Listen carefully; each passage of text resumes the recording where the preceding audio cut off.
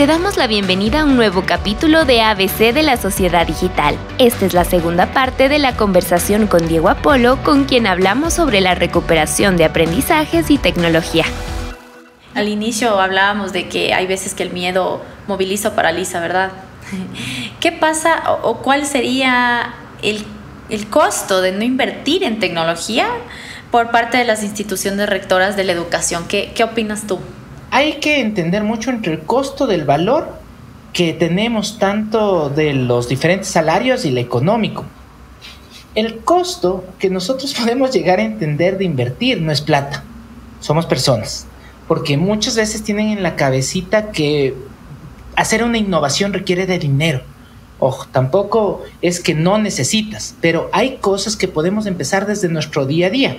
Es más, María Paula, las movilizaciones más fuertes que cambiaron la sociedad no se dieron desde una zona de confort.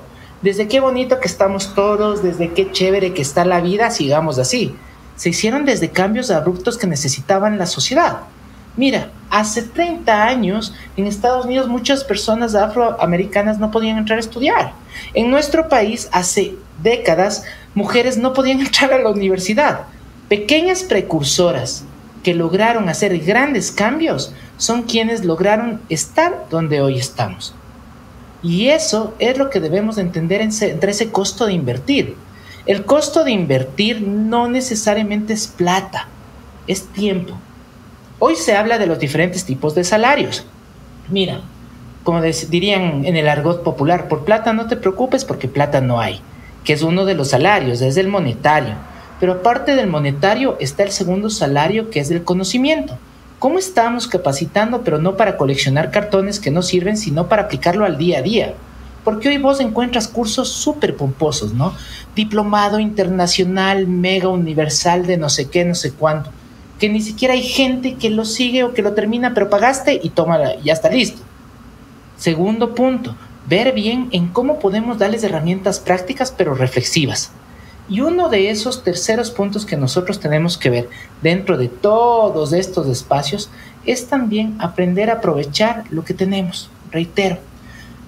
Mira, en el 2015 la profesora Marielsa López junto a un equipo extraordinario, Kelly Loaiz, estaban Arias y algunas personas más, hicieron una investigación en la mejor escuela de nuestro país. Y en la mejor escuela, María Pau, para que caches, de nuestro país, le faltaba todo. No tenían asfalto, tenían la cancha de tierra, no tenían pupitres, estudiaban en el suelo, no tenían que el marcador o la pizarra interactiva, o no tenían el megaproyector. Les faltaba todo, María Paula. Pero ¿sabes qué tenían? La convicción de docentes que transformaban vidas. Entonces, esa convicción del docente y lo importante que es, logra llevar a la práctica ese costo que no tenemos.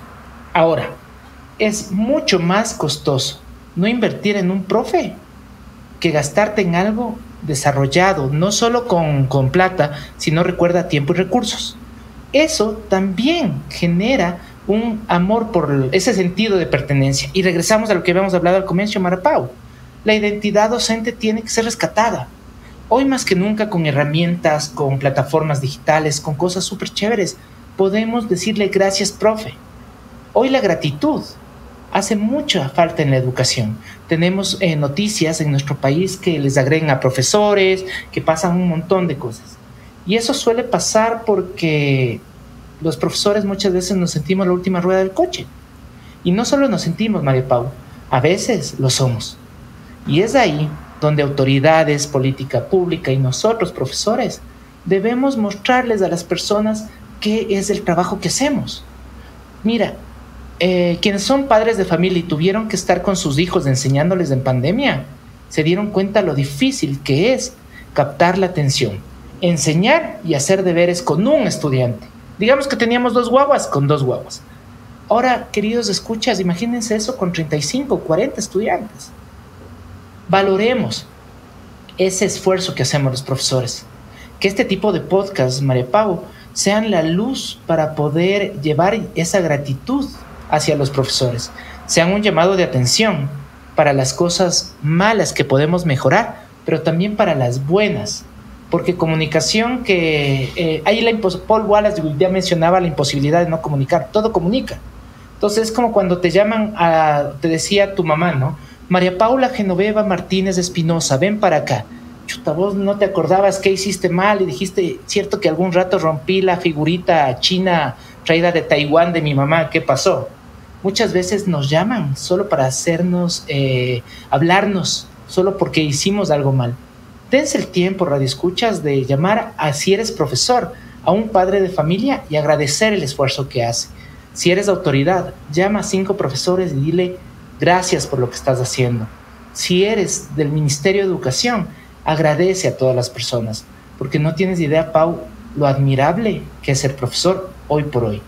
Hay leyes que les afectan, son mal pagados, ni se diga en instituciones privadas, en las públicas es un poco más, y esa gratitud es la que nosotros necesitamos para pensar este post-COVID, para pensar esta nueva normalidad, pero sobre todo, Pau, hacer una educación que cambie a las personas, que pueden cambiar el mundo, como lo dirían. Y eso no se hace con plata, eso se hace con voluntad. Y como Facundo Cabral decía, ¿te acuerdas? Perdón, uno de los grandes escritores lo mencionaba, pequeñas personas haciendo pequeñas cosas en pequeños lugares, logramos cambiar la realidad. El gran Galeano lo dijo. ¿Por qué tú no puedes hacerlo? Mira, yo me esfuerzo cada día porque mi estudiante se vaya con algo que diga, me sirvió ir. Sirvió para algo que haya ido. No para que él diga, esta clase tranquilamente me pude ranclar o no pude estar. Y eso es lo chévere, porque cuando yo amo lo que hago, soy feliz. Y mi mamá me enseñó que nadie puede dar algo que no tiene. Entonces, querido profe, gracias primero por lo que haces. Querido profe, esfuérzate mucho por generar diálogo, que no sea un monólogo. Querido profe, usa la tecnología con un fin educativo y pedagógico. Hasta la tecnología todos los días cansa. Por eso, la forma, la manera, el acceso, las brechas y muchas de las cosas que hemos hablado aquí te van a hacer sentido cuando te des cuenta que eres valioso, que eres valiosa, que ya lo vienes haciendo, porque Pau, muchos profes lo vienen haciendo. Solamente que a veces, mientras lo tenemos, no nos damos cuenta de lo que tenemos y queremos otras cosas. Aprovechemos de ese día a día, aprovechemos de esa tecnología para dar esa gratitud a los profesores. Aprovechemos de ese día a día para crear estrategias de refuerzo, porque como te dije, el Observatorio de la Universidad Nacional de Educación hace boletines cada cierto tiempo interesantes. Imagínate que hay niveles de repetición y va a haber niveles de repetición, porque las instituciones educativas no están haciendo nada. O sea, ya me tocó, bueno, ya nada. Démosle lo de primero en segundo, lo de segundo en tercero. Entonces, ¿qué vas a tener, Pau, después? Gente que no sale con las destrezas o competencias mínimas. Por eso, paremos un poquito, veamos cómo podemos apoyar, usemos la tecnología, grabar un videíto, hacer estas cosas, pero sobre todo, la estrategia de acompañamiento es la que lleva a usar de una manera educativa y pertinente la tecnología, Pau. Caso contrario, ay, Pau, ¿cuántas veces no te metiste en un curso y que no acabaste hoy más en pandemia?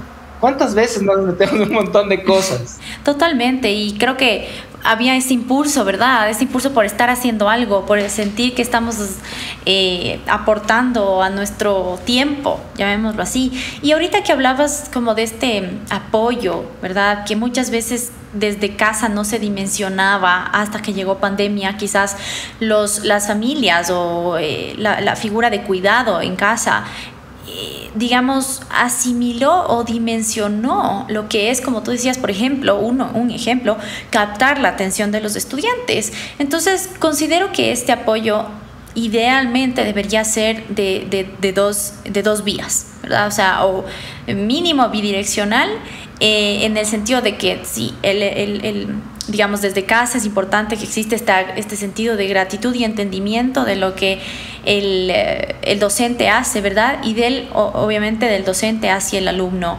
¿Cómo crees tú que fuera de este horario escolar se podría apoyar al estudiante con la tecnología? Como te cuento, la experiencia más cercana que te puedo contar son esas consultorías, pero algo que a mí me mueve es de este proyecto que hace la educación, la carrera de ciencias experimentales, que llama Tuto Science. El compromiso que tienen estudiantes que saben un poquito más en lograr fuera de horarios, a través de Zoom, a través de redes o a través de otros espacios, generar esos conocimientos en un diálogo. Te juro que a veces le entiendes más a tu compañero que al mismo profesor. Y es ahí donde el desarrollar estrategias que incentiven, que, por ejemplo, hacer espacios autogestionados que requieren, acuérdense, confianza, autonomía y autorregulación, con una estrategia de acompañamiento logran transformar las realidades. Y ese es lo que yo creo que se puede desarrollar. Pensar menos en hacer muchas cosas y hacer lo básico, necesario, urgente, importante, para luego ir a la par de las personas cómo están desarrollando. Mira, muchas veces pensamos que la presencialidad es todo. Cuando los estudiantes aprenden fuera de las cuatro paredes, Kobe Moravec, uno de los libros maravillosos de aprendizajes invisibles, te dicen que también los aprendizajes informales enseñan lo que ven en redes, lo que ven en YouTube. Si tenemos gente en TikTok que hace cualquier barbaridad para ganar likes, ¿por qué no invadir ese espacio? Hay algo que a mí me encanta que se llama hackear el sistema. O sea, hackeemos el sistema para poder desarrollar estos tipos. Si ves eso en YouTube, hagamos cosas educativas. Si ves esto en TikTok, hagamos de estas cosas educativas. Mira, a mí me gusta estudiar, Pau, como gracias tu deferencia de los títulos y todo. Pero yo mientras más estudio, más comprendo el sistema para hackearle, para ver cómo podemos hacer ese hack que nos permita trabajar por los aprendizajes y no por los contenidos, que nos permita entender el fin educativo de la tecnología y no solo su uso per se. Hackear el sistema desde las emociones y no porque tengo que cumplir un currículum. Correcto. Y bueno, en esta era digital hay una brecha digital importante.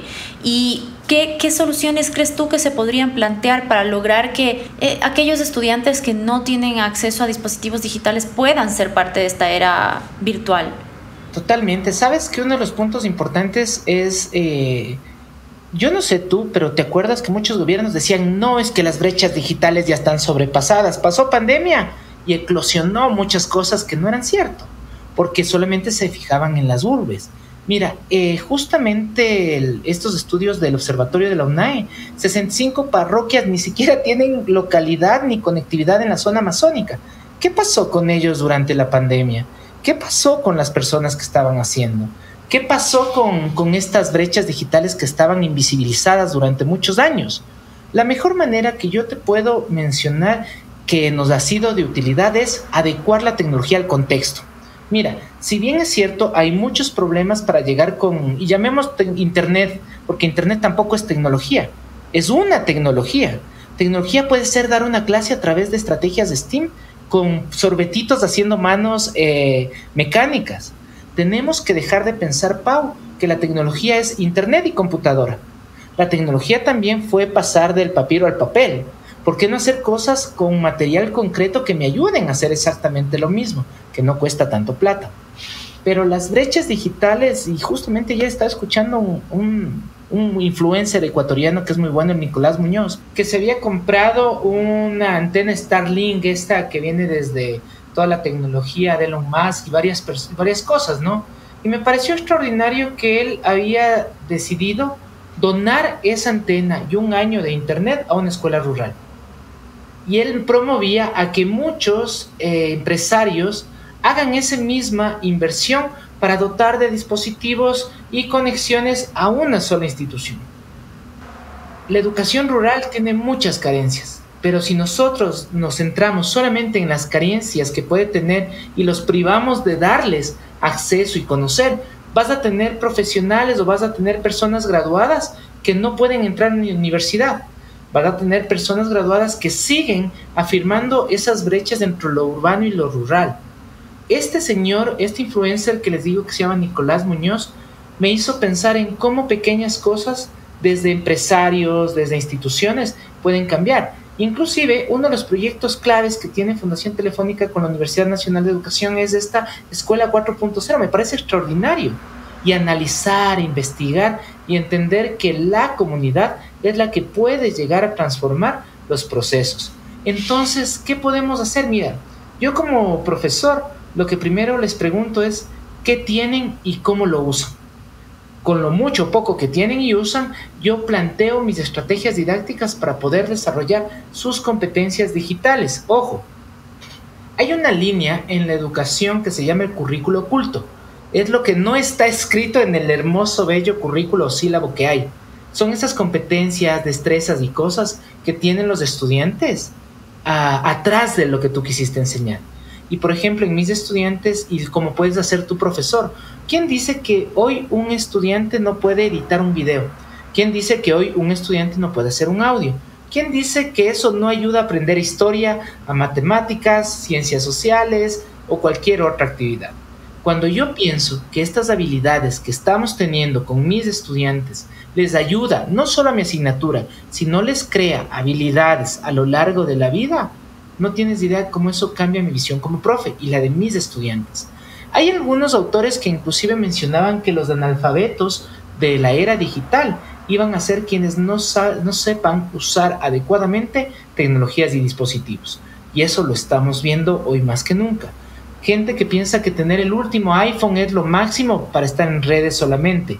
Gente que tiene o lucha o llora las 20G de velocidad de internet solo para estar jugando. No está mal que uses redes, no está mal que juegues, pero ¿por qué no le damos ahí un toquecito de educativo? Si a ti te gustan los videojuegos, ¿por qué no plantearle, María Pau, a mi estudiante que me haga una actividad vinculada a videojuegos? Yo soy quien tiene que conocer. ¿Te acuerdas lo que te decía de este giro, de dejar de transmitir información y pasar a crear vínculos? Se hace preguntando. Un profesor mexicano que compartimos una charla me enseñó que la atención no se pide, la atención se gana.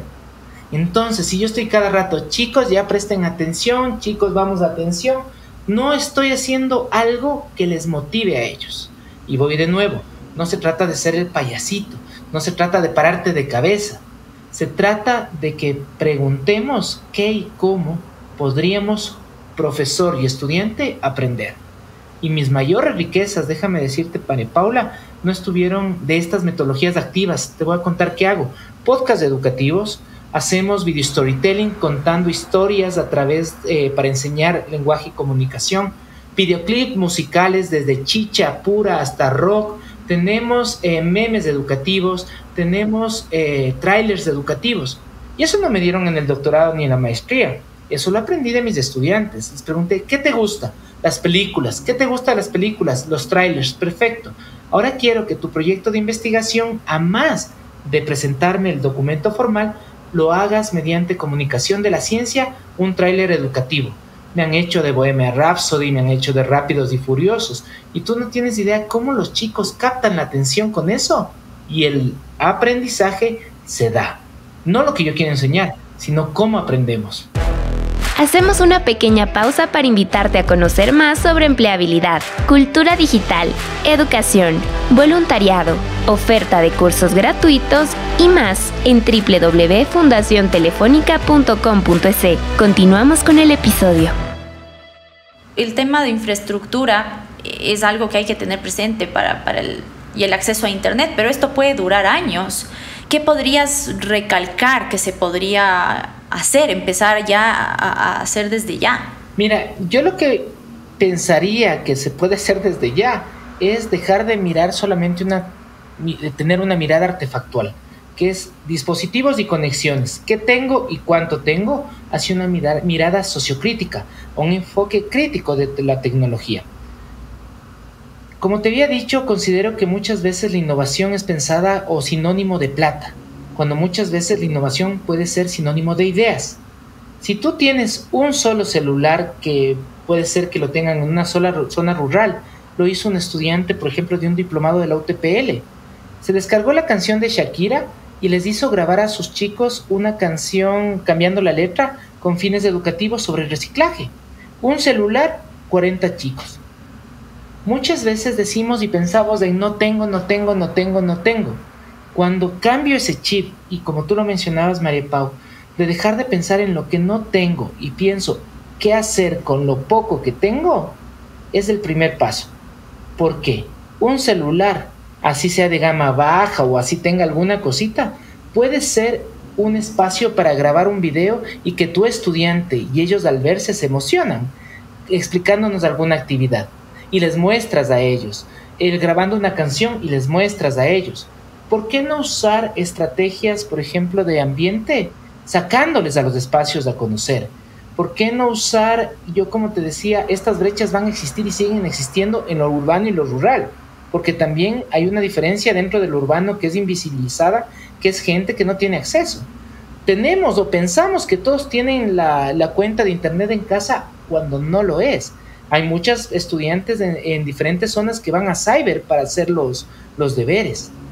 Eso es una visión importante, sabes, que se cura con conocer a los estudiantes. Preguntarles cómo están de acceso, qué es lo que pasa. Pensamos que mi estudiante llega a su casa en su computadora y se pone a trabajar cuando no tiene ni siquiera el papá. Y mandamos deberes para... Te pongo el ejemplo más claro, María Paula. ¿Cuántos profesores mandan a imprimir todos los santos días? Y no tienes idea cuántas personas no tienen impresora en casa y menos tinta, porque eso es muy caro. ¿Por qué no pensamos en escuchar y preguntar a nuestros actores educativos qué tenemos y cómo lo tenemos para poder transformar? Mira, por ejemplo, cuando no teníamos impresora en casa, lo que hacíamos era, la profe mandaba y poníamos una hojita de papel bond en la pantallita de la computadora y calcábamos. ¿Te acuerdas cómo calcábamos antes? Ya teníamos una cosa. ¿Qué pasa con esos estudiantes, más fácil, hablando de tecnología, María Paula, que no tienen impresora y nos mandamos full cosas que imprimir? ¿Qué pensamos cuando hacemos extraordinarios proyectos con la computadora y tu estudiante no tiene computadora en casa? Por eso, la clave, y reitero totalmente, es en menos tecnología, más humanos. Preocupémonos en qué tenemos, cómo lo tenemos y cómo podemos aprovechar ello. Porque las brechas van a seguir existiendo. Hay excelentes iniciativas como la de Nicolás Muñoz, el gran trabajo que hace Fundación Telefónica, ideas de diferentes universidades que lo desarrollan, pero todavía seguimos siendo cortos. Lo que sí te digo, así cambiemos una vida, ese es el legado del profesor. Mientras des lo mejor posible, por no privarle de tecnología, sino por conocer y ver cómo te puedo acercar la tecnología, estamos haciendo un gran trabajo. Y también valoremos, como yo te decía, en lo poco que tenemos, para cuando tengamos mucho poder potenciar. Va de nuevo, María Pau. Hay instituciones que compraron las licencias más caras del mundo para dar clases y no lo usaron bien. Hay instituciones que con licencias gratuitas hicieron cosas extraordinarias. Por eso, esas brechas muchas veces pueden ser resquebrajadas por un profesor, una profesora que se motiva a pensar en cómo puedo acercarte la tecnología, las ideas, la educación a tu propio contexto. Sí, totalmente. Y como para ir cerrando, si ya se logra incluir la tecnología en la educación a la larga, ¿cuáles son los beneficios de esto? Yo pienso que vamos con una mirada de ser ciudadanos globales. Esa ciudadanía digital de un estudiante que sepa por qué, para qué y cómo usar la tecnología es uno de los puntos más importantes que podemos llegar a tener. Te cuento, mira, yo tengo un hijo que se llama Maxi, tiene 3 años ahorita. En casa nosotros no solemos tener snacks, ni papitas, ni nada de eso, ¿no es cierto? Entonces Maxi, cuando estaba con nosotros, no comía esas cosas. Pero en cada cumpleaños que celebraban en su institución, el Maxi en todas las fotos salía llenito los cachetes de cachitos, papas, galletas, todo lo que vos se te ocurra. ¿Qué pasó con mi esposa? Nos dimos cuenta que el prohibir y el no hablar sobre lo que le puede afectar llegaba a que Maxi, cuando esté solo, no tome una buena decisión. Y decidimos cambiar esa idea porque siempre que venía a casa comiendo, como lo que vos ya te dije, llegaba con dolor de pancita. Entonces lo que hicimos fue cambiar la estrategia y comprar pequeñas cosas para poderle decir, mira, vamos a ver esto, y afianzar que si es que come mucho por él, por su autonomía, no se autorregula, le acaba doliendo la pancita. Entonces, justamente es lo que puede llegar a pasar y el Maxi sigue comiendo, pero ya no, que bestia, así exageradamente.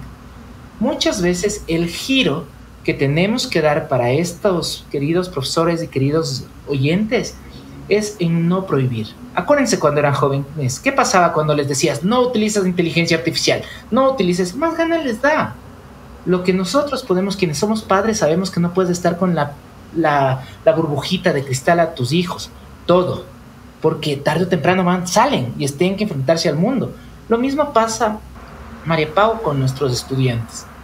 No vas a estar con ellos toda la vida, pero si en ese tiempo que están contigo les enseñas a ser ciudadanos digitales, les enseñas alfabetización mediática, que tienen beneficios pero tienen riesgos, que puede ayudarles pero puede afectarles. Hoy tenemos cyberbullying, tenemos sexting, tenemos muchas cosas.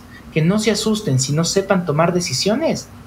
Ese es el profesor que va a generar un hito y una transformación en la vida hacia esos aprendizajes en largo plazo. Cuando tú te asustas, cuando tú le haces que se asuste o que tenga miedo a ese uso de tecnología que hoy por hoy lo van a tener que hacer, lo que estás haciendo es generar a una persona temerosa que el momento en que ponga una patita luego de tu aula va a seguir usando el celular, va a seguir usando internet, va a seguir entrando a cualquier página. Por eso es ese llamado de atención, Pau, a que no tengamos miedo, a que construyamos juntos y sobrepasemos esos miedos, a que aprendamos los unos de los otros, porque romper esa idea que te había contado al inicio, que el peor crítico de un profesor es otro profesor, y que cambiemos a un mejor maestro de otro maestro es el profe, que nos permita hacer desde la idea. Eso es lo que nos va a permitir justamente transformar la realidad de la tecnología en nuestro país. Y voy de nuevo, para eso, ministerio, no se necesita plata, se necesita vocación.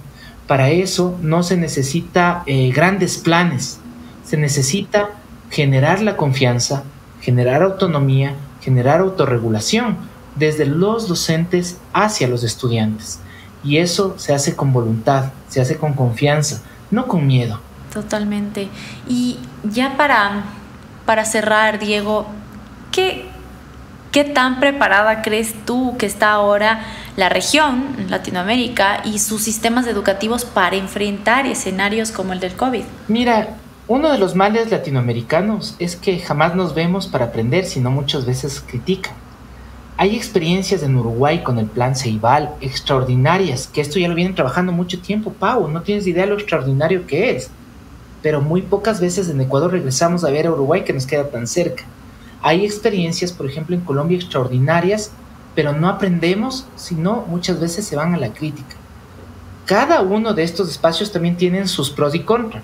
El espacio que tuvo Conectar Igualdad en Argentina, que era darle una netbook a cada estudiante, después que les dieron, al día siguiente estaban vendiendo en Mercado Libre, cuando hicieron un análisis de cookies, pura página prohibida. Entonces, no se trata de inventar el agua tibia, se trata de aprender, pero no solo desde el escritorio, sino acercarnos a los intereses, necesidades y expectativas que tienen los actores educativos.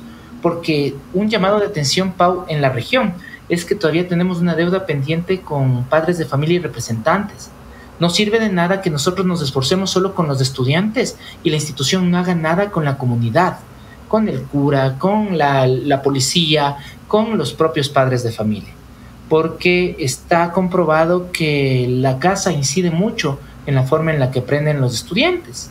Ahora, dentro de estos espacios, la región todavía tiene una deuda pendiente. La deuda pendiente está voy de nuevo a ese artículo que te digo que habíamos analizado, objetivos que deben ser más concretos, poco ambiciosos y más realistas, generar capacitaciones que no sean para conseguir el certificado o porque te obligan, sino que te permitan llevar a la práctica y reflexión lo que estás aprendiendo, y sobre todo fortalecer tiene que haber una campaña, una cruzada por competencias digitales. Las competencias digitales no son cursos, es acercarse, es generar a las personas para que se muevan, que hagan cosas y que se den cuenta que sí podemos hacer. Eso, y principalmente apoyémonos entre todos. Aprendamos de México, aprendamos de Argentina, aprendamos de Brasil, aprendamos de Uruguay, pero saquemos siempre lo mejor. Caso contrario, si te quedas solo en la crítica, no... mira, conozco gente de ministerio que habla cosas de tecnología y está diseñando política pública que todavía ni siquiera ha leído qué hay sobre el plan Ceibal en Uruguay, qué hay sobre Argentina, qué hay sobre México. Regresemos a aprender en buenas prácticas, hagamos benchmarking de muy buenas ideas que podamos desarrollar para no cometer los mismos errores que cometieron otros. Y sobre todo, Pau, algo que yo quiero resaltar en este espacio es, a veces necesitamos escuchar más y hablar menos. A veces necesitamos escuchar más a nuestros estudiantes para usar tecnología que menos propuestas llenarles de cosas.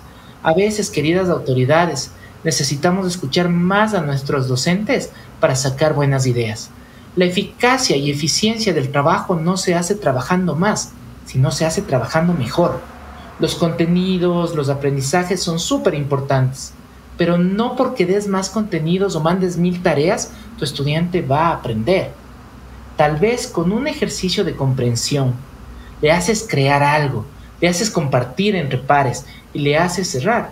Ten por seguro que ese modelo de las 4C Pau les mueve, les emociona y sobre todo rompemos de esa zona de confort hacia el efecto wow, que digas qué bacán, con esto me puedo quedar y esto me va a servir para.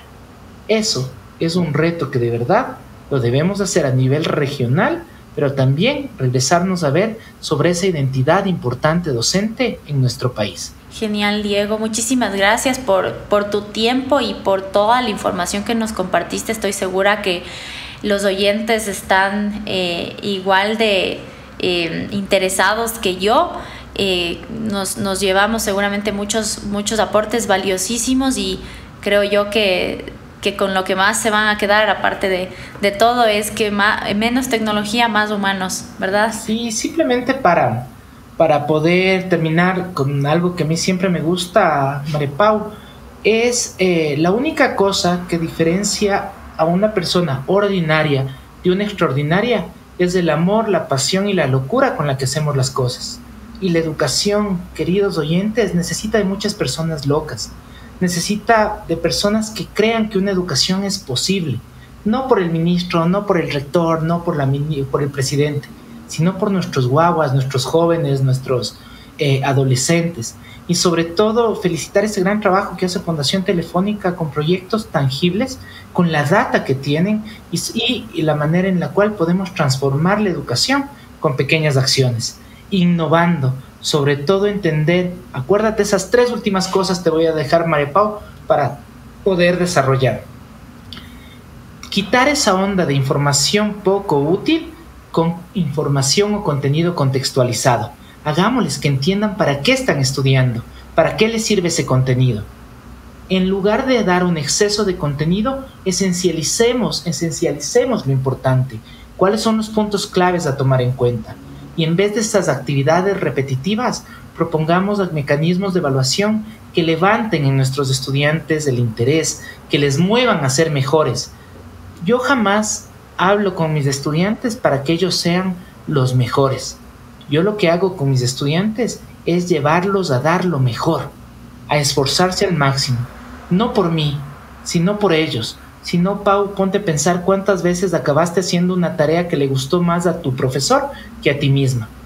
Cuando valoras esos pequeños aprendizajes, cuando te conviertes en un eduprosumidor, en una eduprosumidora y compartes lo que sabes al mundo, vas a lograr ser ese cambio que hoy nuestra educación necesita. Muchísimas gracias, Diego, nuevamente por este espacio. Maripau, quiero decirte que por favor jamás se olviden de ser felices. Eso también se contagia y es clave en la educación. A mí me encanta Dragon Ball y sabes que yo he aprendido 3 cosas que me logran hacer mejor profesor de Goku. Primero, jamás se cansó de aprender. Goku no es que estuvo zuco, más tuco y dijo hasta aquí llego nomás. Siempre siguió aprendiendo y de quien sea. Segundo punto importante de Goku, siempre estuvo dispuesto a ayudar. ¿Cuántas veces se acuerdan salvó a Krillin, salvó a Yamcha, a todos, al mundo? Jamás dijo, no, este ya se muere 4 veces, ahí le voy a dejar. Y la última, por favor, maestros, maestras, jamás se olviden de ser felices. Goku siempre estaba feliz ayudando a otros, aprendiendo de otros. Y eso es una de las lecciones más importantes que me ha servido en mi vida profesional, Pau, dentro de esta gran labor de ser docentes. Buenísimo, a ser felices y mejor personas entonces. Súper, nos despedimos por hoy, pero no sin antes recordarte que nos sigas en nuestras redes sociales. Nos encuentras como @ftmovistares en Twitter, Instagram, Facebook, YouTube y LinkedIn. Además, en el sitio web fundaciontelefónica.com.es podrás encontrar más temas relacionados con la educación. Te esperamos por allá. Yo soy Mapau y esto fue el ABC de la Sociedad Digital. ¡Chao!